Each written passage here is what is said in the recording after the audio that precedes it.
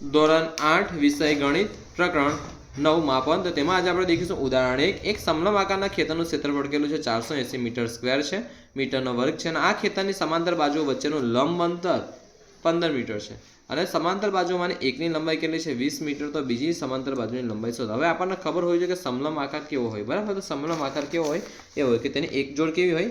સમાંતર હોય। એક જોડ કેવી હોય? સમાંતર। હવે ધ્યાન આપો, આ સમલંબ આકારનું ખેતર થયું, બરાબર? તો સમલંબની આપણે વાત કરીએ તો તેની એક જ જોડ સમાંતર હોય। જો હવે કઈ જોડ છે? એક જોડ આ રહી છે ને, એક બાજુ આ અને બીજી બાજુ આ, તો એક જોડ થઈ ગઈ। તો એક જોડ તેની શું છે? મસાંતર, સમાંતર છે, બરાબર? હવે આમાં આપણે એનું ક્ષેત્રફળ કેટલું આપ્યું છે? 480 મીટર સ્ક્વેર। તમે લખવાનું અહીં સમલંબ આકારના ખેતરનું ક્ષેત્રફળ બરાબર 480 મીટરનો શું થશે? વર્ગ। 480 મીટરનો વર્ગ। ને આ ખેતરની સમાંતર બાજુ વચ્ચેનું લંબ અંતર 15 મીટર છે। લંબ અંતર મીન્સ કે અહીં 90 નો ખૂણો થવો જોઈએ। ચાલો આપણે આશરે લંબ દોરીએ, બરાબર છે? હા, લંબ અંતર કેટલું છે? લંબ અંતર 15 મીટર। તો આશરે જો લંબ થયું ને 90 નો ખૂણો બન્યો, તો આ લંબ અંતર કેટલું છે? 15 મીટર।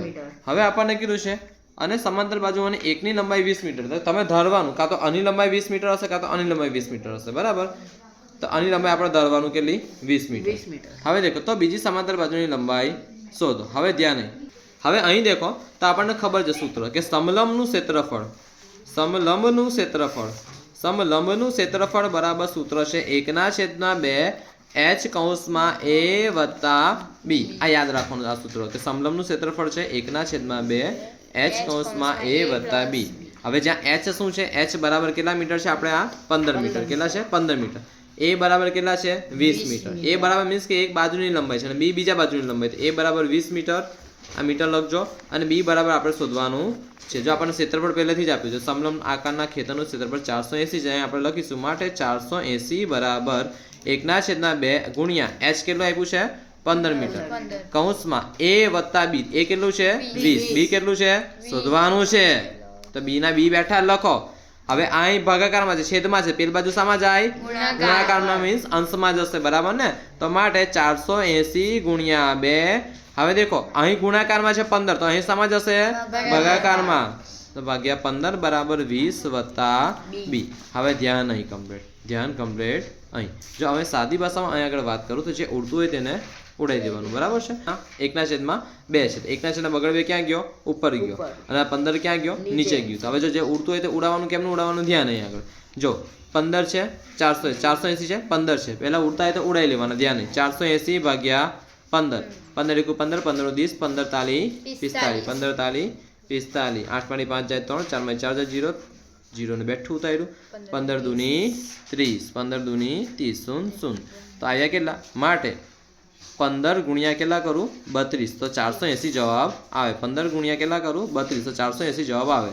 તો આ 15 ગયા, આ 15 ગયા, વધ્યું શું? 32 અને 2, તો 32 ગુણ્યા 2 બરાબર 20 વત્તા b।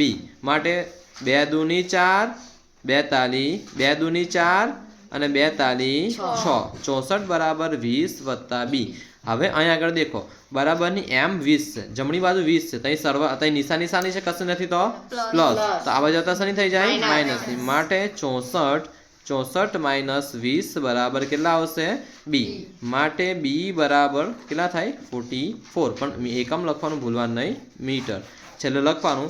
આથી બીજી સમાંતર બાજુની લંબાઈ કેટલી હશે? 44 મીટર। આથી બીજી સમાંતર બાજુની લંબાઈ અથવા બીજી બાજુની લંબાઈ એવું પણ લખો 44 મીટર હશે। ઓકે, નહીં તમારો આ દાખલો પૂરો થયો છે, બરાબર? તમને જેટલું પણ કરાવ્યું તેટલું લખજો। તમને પૃષ્ઠફળવાળું કીધું, ક્ષેત્રફળવાળું કીધું એ લખો, સરખી રીતે મોડો કરો, ઘનફળની વ્યાખ્યા મોડો કરો, લંબઘનનું પૃષ્ઠફળ કીધું તે મોડો કરો, પછી તમારું કામ કરો, ઘડિયા લખવાનું કામ ચાલુ કરી દેજો, બરાબર?